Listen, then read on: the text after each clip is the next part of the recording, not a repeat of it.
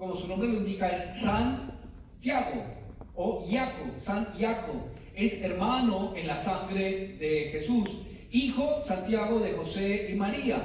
Es hermano físico, hermanastro de Jesús. Y él bebe de la Torá, bebe del Antiguo Testamento, del reino de Dios, de los principios del reino de Dios, y especialmente del Evangelio según San Mateo, capítulos 5, 6 y 7, que nos habla Jesús acerca del Sermón del Monte. Entonces, Santiago es judío, le escribe a una comunidad judía de creyentes judíos que se habían convertido al Mesías, a Jesús como Mesías, y están en la diáspora. ¿Por qué están en la diáspora? Porque los emperadores romanos, Calígula, Nerón, Claudio, Vespasiano, están persiguiendo a la iglesia. ¿Por qué? Porque la iglesia dice que hay un solo Señor, y es Yeshua. César no es Señor, Jesús es Señor. Y entonces viene la persecución contra el cristianismo del primer siglo, y la iglesia que se basa en Jerusalén, que es la iglesia madre, de la cual Santiago era su primer pastor, la iglesia empieza a huir a otros lados. Hay problemas entre los que huyen, problemas porque los están persiguiendo, problemas porque han perdido su sentido de pertenencia, problemas porque han perdido su lenguaje original y tienen que hablar otros idiomas, problemas también dentro de ellos mismos como iglesia. Y entonces Santiago desde Jerusalén escribe esta epístola para decirle a los hermanos: hermanos, no decaigan en su fe. Ustedes deben tener una fe auténtica, una fe genuina. Y para ello veíamos en el capítulo 1, como Santiago dice: gócense cuando se hallen en diversas pruebas, soporten las pruebas. Y para saber que tu fe es auténtica, necesitamos hacerle una prueba. Para saber si el oro realmente es de 24 quilates, de 18 quilates, tenemos que meter al oro bajo un examen de un ácido que lo va a probar si realmente es oro o solamente cobre o estaño. El cristiano, de igual manera, si realmente es cristiano, debe ser pasado por prueba para que evidencie de qué está hecho. Y van a venir dificultades, y cuando vengan dificultades, una de las pruebas, veíamos en el capítulo 1, es que te goces en medio de las pruebas, descanses en el Señor. Y cuando eres tentado, no digas que eres tentado de parte de Dios, porque Dios no tienta a nadie, ni puede ser tentado por nadie. Y luego dice: pero sed hacedores de la palabra y no solamente oidores olvidadizos. Porque muchas personas iban de pronto a la reunión de creyentes, decían cosas religiosas, pero salían a hacer su antigua vida. No había una transformación interna en su carácter. Dinero perdido, nada perdido. Salud perdida, algo perdido. Carácter perdido, todo perdido.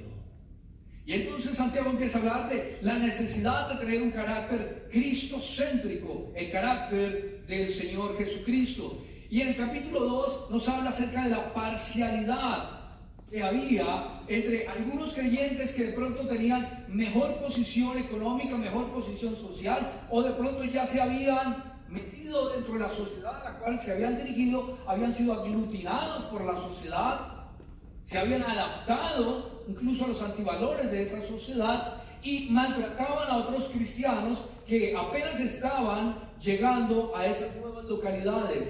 Y entonces estaban descuidando a la viuda, al pobre, al recién llegado. Y Santiago dice: eso no puede ser así, hermanos queridos. Y más adelante dice otra prueba: la fe sin obras es muerta.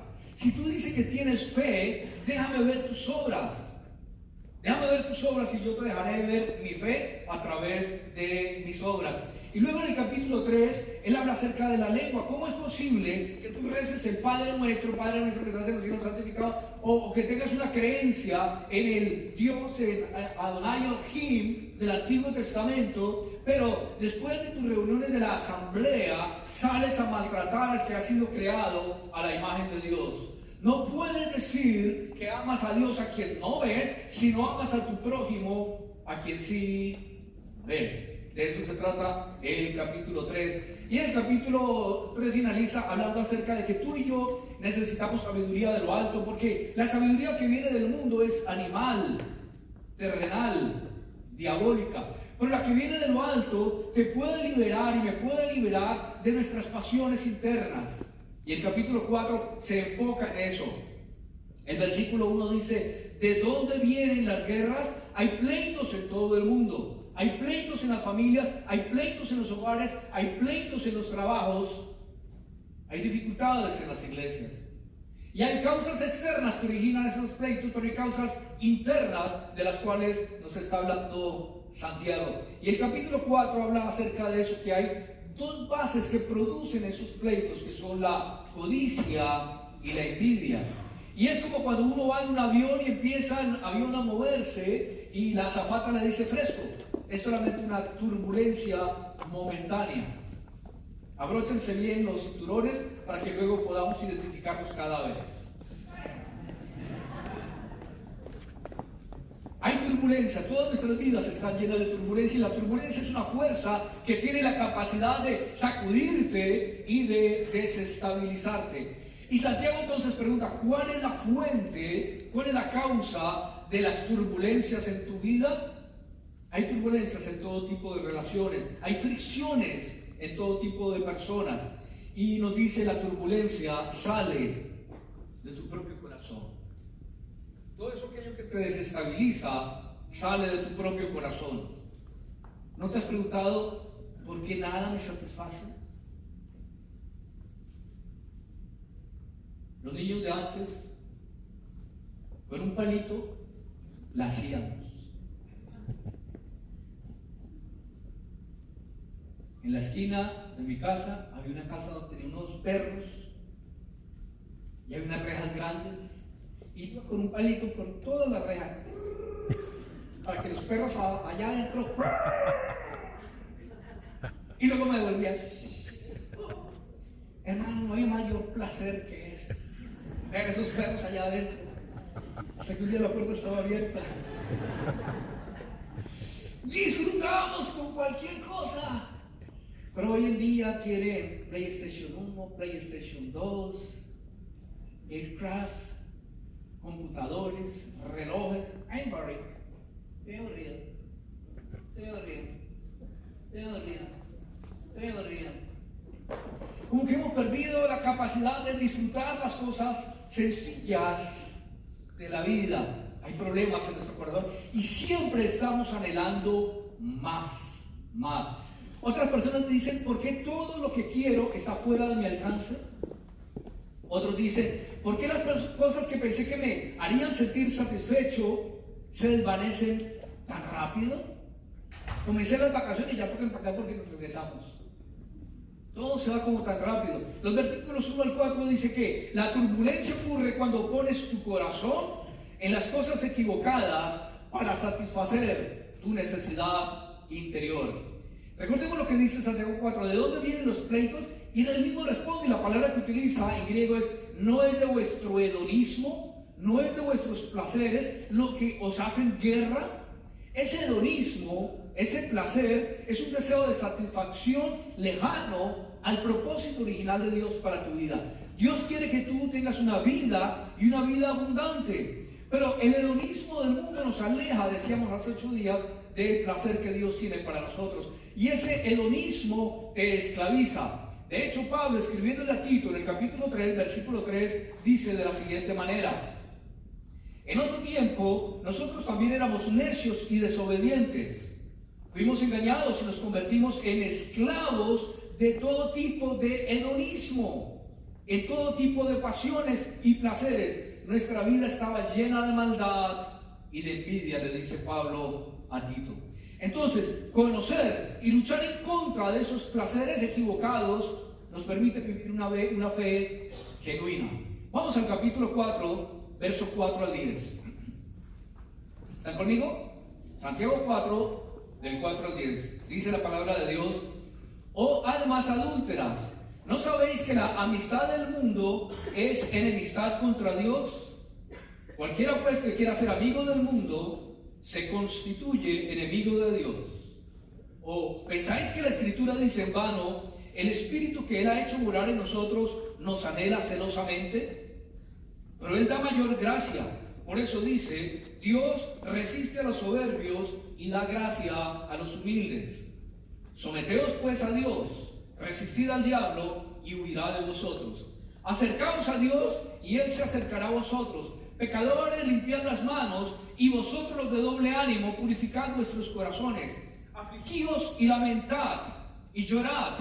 Vuestra risa se convierta en lloro y vuestro gozo en tristeza. Humillaos delante del Señor y Él os exaltará. Amén. Esta es la gran idea. Dios conoce tus turbulencias y puede quitarlas de tu vida y darte estabilidad. Dios puede darte estabilidad en medio de la turbulencia. Y entonces Santiago nos va a ayudar a salir de esta turbulencia y nos va a ayudar a encontrar un estabilizador interno, algo que nos estabilice.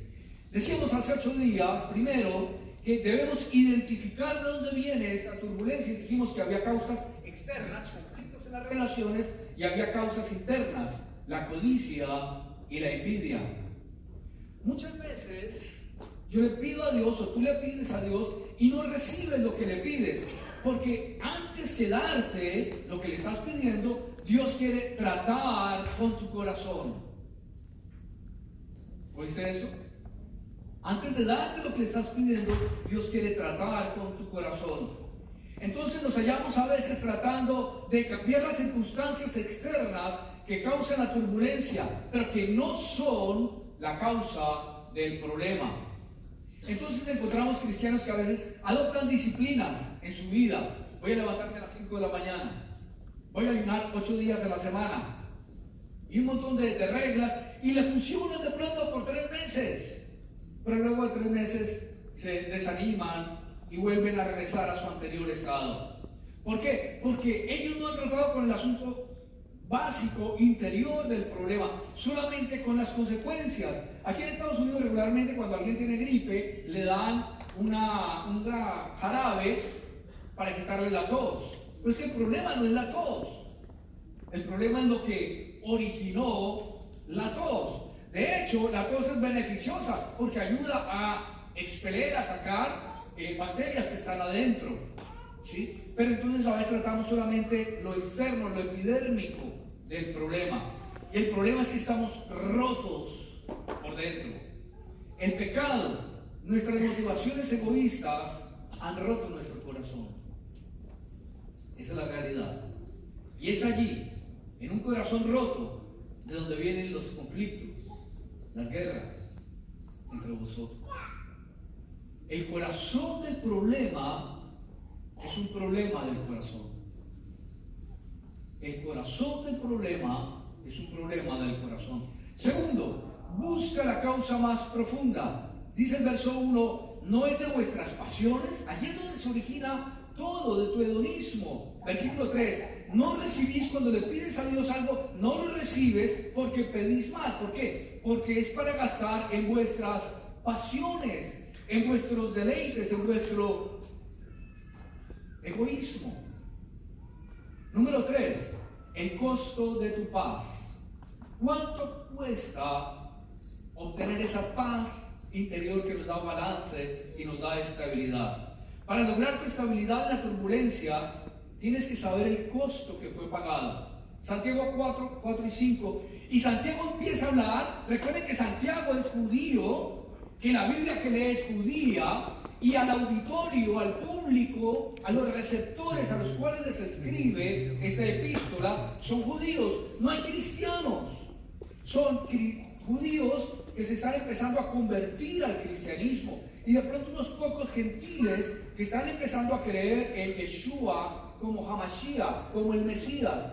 Pero todo lo que gira aquí alrededor es judío. Y entonces, antes de que venga Pablo, algunos dicen, no, pero es que Santiago contradice a Pablo. No. Santiago escribió su epístola en el año 45. Pablo viene a escribir en el año 50 sus epístolas.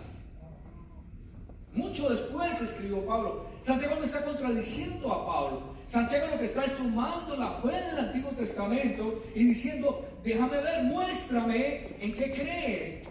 Déjame ver a través de tu vida, de tu comportamiento, de tu conducta, de tus palabras, de la sabiduría que tienes, el tipo de Dios en el cual tú crees o en el cual dices creer. Eres salvo por gracia. Obtenemos la salvación solamente por gracia, pero el termómetro que se te coloca como creyente de que realmente Jesús es tu Señor es tu manera de vivir y tu manera de comportarte en medio de una sociedad incrédula. Más adelante Pablo nos dice, eres salvo por gracia.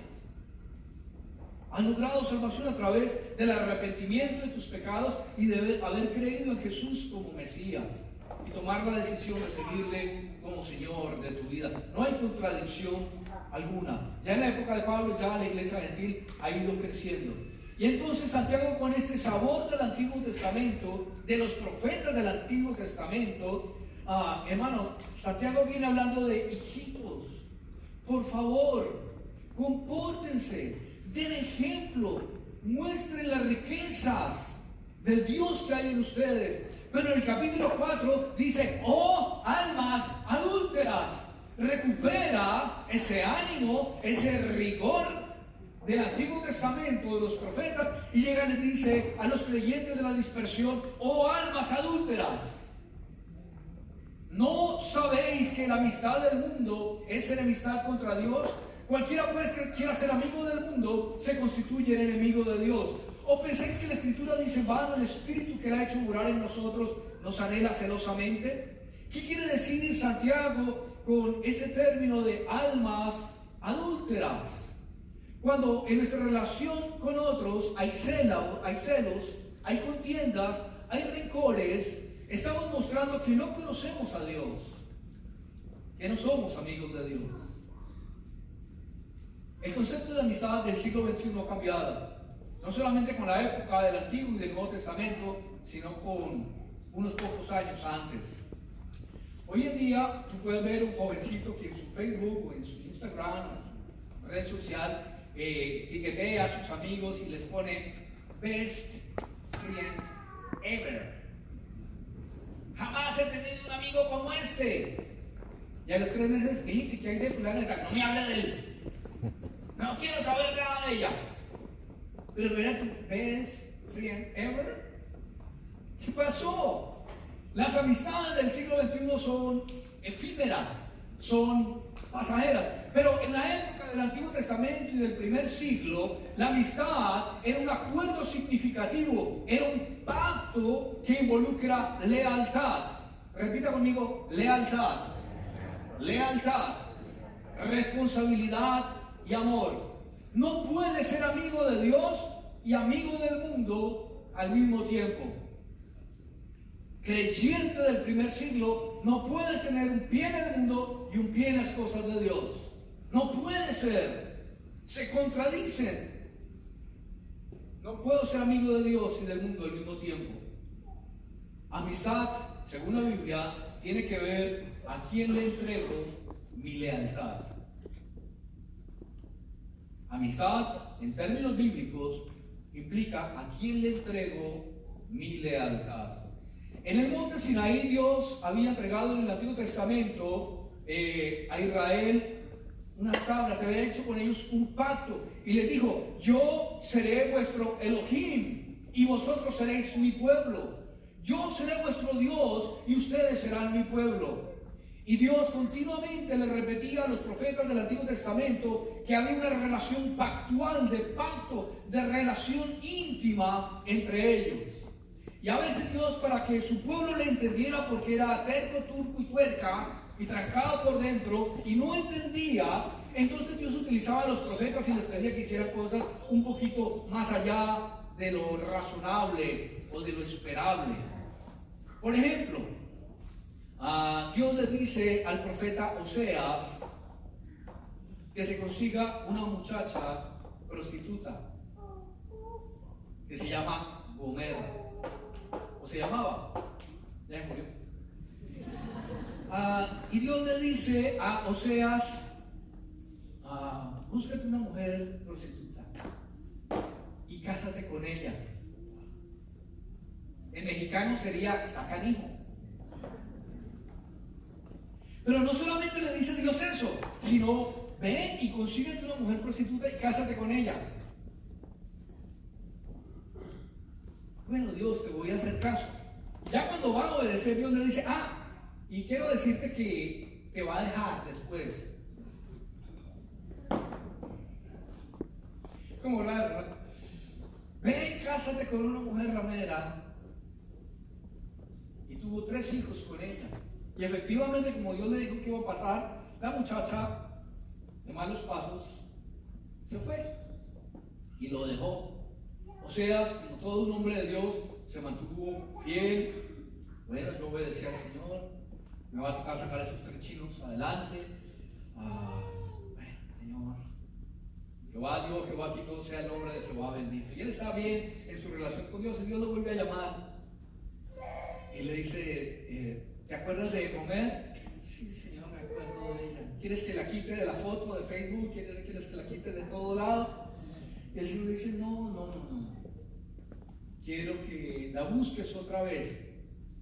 Para ponerle demanda de alimentos, no.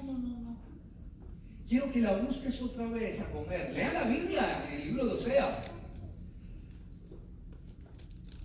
Está bien, Señor, la voy a buscar. ¿Y qué quieres que haga? Bueno, ya no solamente está de prostituta, sino que la cogieron unos esclavistas, trata de personas, trata de blancas, no sé por qué les dicen así, y la esclavizaron y ahorita es una esclava sexual. Entonces te toca pagar para liberarla. No. Sí. Quiero que vayas y pagues el precio y le hagas exagorazo. En griego, la saques del mercado de esclavos. Quiero que la busques, que la compres, que la hagas tu esposa. Pero algo más. Quiero que la ames nuevamente.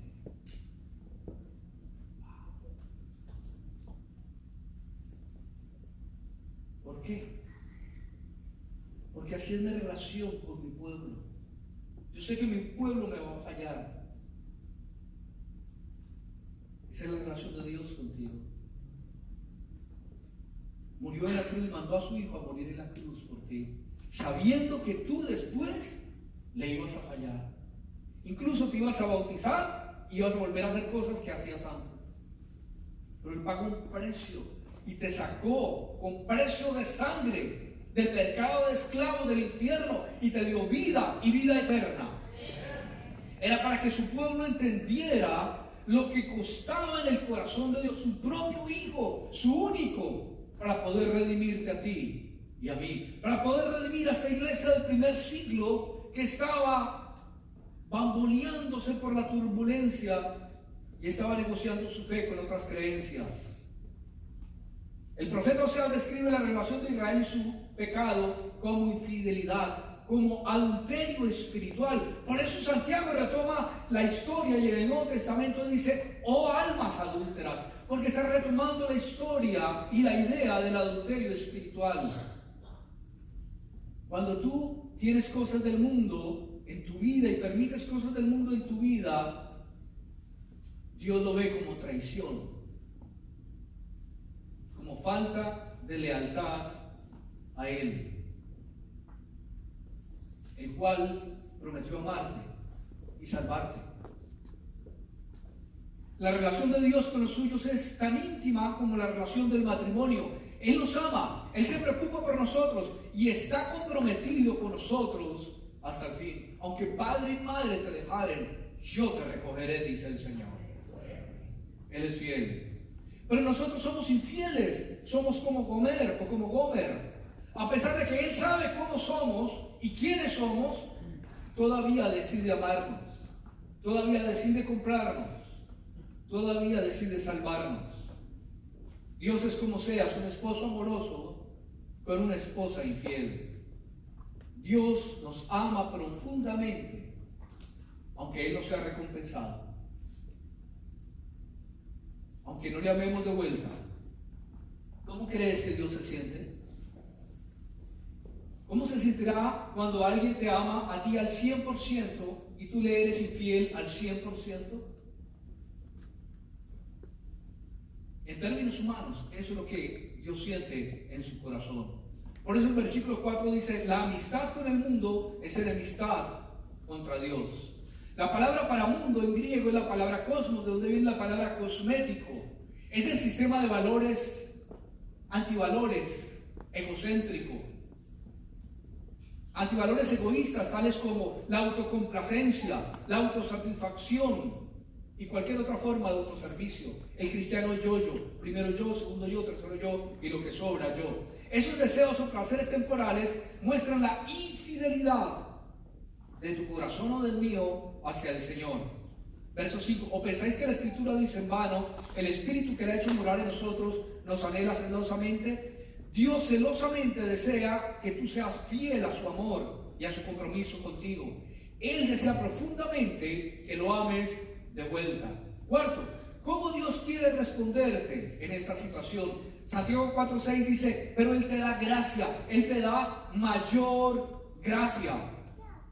Por eso dice que Dios resiste a los soberbios y da gracia a los humildes. Y aquí está la estabilización. ¿Cómo yo me puedo estabilizar en medio de la turbulencia? La gracia. Hay varias definiciones de gracia. Hay una definición popular, callejera, que podríamos decir que gracia es gratis. De pronto podríamos dar una definición teológica, y es que gracia es don inmerecido, un regalo que Dios te da sin que tú y yo lo merezcamos. Pero una tercera definición de pronto práctica sería, escúchala, que Dios sabe el pecado que tú vas a cometer mañana y aún así te bendice hoy. Dios sabe el pecado que vas a cometer mañana y aún así te bendice hoy. El texto dice, pero es la mayor gracia. Dios ha dado gracias, la provisión de Él para todo lo que necesitamos para vivir en este mundo caído. Pero esa gracia solamente se le da al humilde. Si tú te crees el muy, no hay gracia para ti. Aunque está disponible, no puedes acceder a ella. Solamente se puede acceder a ella cuando eres humilde. Él da gracia a los humildes. Y quinto, ya que Él ha provisto, ha dado una provisión gigantesca de gracia para que tú salgas de tu turbulencia, ¿cuál debe ser tu respuesta y la mía? Quinto, ¿cómo debo responder yo a Dios? Versículos 6 en adelante. Pero Él da gracia a los humildes. Someteos pues a Dios, resistid al diablo y huirá de vosotros. Acercaos a Dios y Él se acercará a vosotros. Pecadores, limpiad las manos, y vosotros de doble ánimo purificad vuestros corazones. Afligíos y lamentad y llorad. Vuestra risa se convierte en lloro y vuestro gozo en tristeza. Humillaos delante del Señor y Él os exaltará. Santiago tiene 108 versículos y en 108 versículos tiene 50 mandamientos, y en esta pequeña porción hay 10 mandamientos directos y claros de Dios para tu vida. Y básicamente los mandamientos es: ¿quieres estabilidad? Primero, acércate a Dios. Segundo, limpia tus manos y limpia tu corazón. Y tercero, rechaza todo pecado en tu vida. Él ha dicho en su palabra: si confesamos nuestros pecados, Él es fiel y justo para perdonar nuestros pecados y limpiarnos de toda maldad. Santiago escribe a los creyentes del primer siglo para que sean auténticos, para que sean genuinos, para que sean íntegros. Íntegro es aquella persona cuyas acciones son iguales a sus convicciones. Y si le has fallado al Señor, Él dice: que a mí viene, yo no lo he hecho fuera. Y Él dice que si confesamos esos pecados a Él, Él es fiel y justo para perdonarnos y limpiarnos de toda maldad. Y si has pecado, la Biblia dice en 1 Juan: abogado tenemos ante el Padre, a Jesucristo el justo. Entonces podemos ir a Él, acudiendo a Él, pidiéndole que nos perdone y nos libere y nos llene con su Espíritu Santo, para nosotros poder vivir una vida de acuerdo a su palabra y no andar en adulterio espiritual. Si tú nunca antes has tenido la oportunidad de entregarle tu vida a Cristo, hoy lo puedes hacer. Hoy le puedes decir a Jesucristo: soy un pecador, quiero tener salvación, quiero obtener estabilidad en mi vida. Pero debes saber que el pecado te impide obtener esa estabilidad y debes renunciar a él en el nombre del Señor. Vamos a orar al Señor. Donde